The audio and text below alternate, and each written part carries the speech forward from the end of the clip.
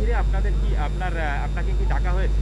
হ্যাঁ, অবশ্যই ডেকেছেন এবং উনি নিজে ডেকেছেন। সেই জায়গা থেকে আমিও আপ্লুত, কারণ আজকে এইরকম একটা সভাতে আমি যোগদান করতে পারছি এই প্রথম। এটা আমি মানে গর্বিত।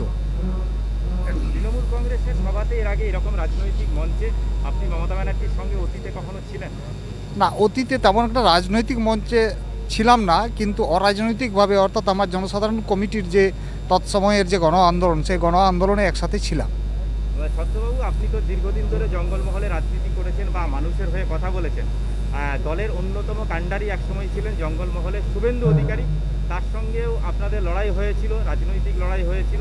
শুভেন্দু অধিকারীর অবস্থান নিয়ে কি বলবেন আজকে? না, এই ব্যাপারে আমার কিছু বলার নাই, কারণ ওটা ওনাদের ব্যাপার। আমি আমি বিশেষ করে আমি শুভেন্দুবাবুর সাথে কোনোদিন কাজ করিনি, কারণ আমি যখন গণ আন্দোলনে ছিলাম তখন শুভেন্দুবাবুর তেমন একটা ছিল না। আমি ব্যক্তিগতভাবে তো ওনার সাথে কোনো পরিচয়ও নাই আমার।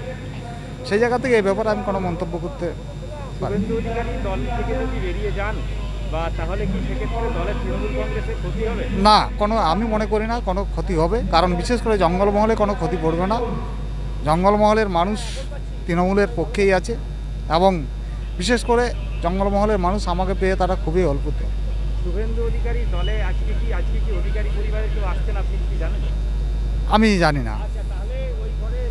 জঙ্গলমহলে আগামী দিনের আপনি কিভাবে লড়াই করবেন বা কাজ করবেন? একসময় বিরোধীরা তো বলছে যে মাওবাদী নেতাদেরকে নাকি তৃণমূলের রাজ্য নেতা করা হয়েছে, কি বলবেন? হ্যাঁ, সেটা তো স্বাভাবিক। বিরোধীরা বারবার, যখন আমরা দেখেছি যে এখানে বামফ্রন্ট সরকার ছিল, একইভাবে বামফ্রন্ট সরকারও তারা ওই কথাটাই বলতেন, কারণ তাদের বিরুদ্ধে আমাদের আন্দোলন ছিল। যখনই কোনো রাজনৈতিকভাবে কেউ পেরে যে না উঠে, তখনই তারা এই মাওবাদী তকমাটা লাগানোর চেষ্টা করে বারে বারে। কারণ আপনারা জানেন, কোর্ট আমাকে সেখানে সার্টিফিকেট দিয়েছে, সেই জায়গা থেকে এটার কোনো সমস্যা নেই।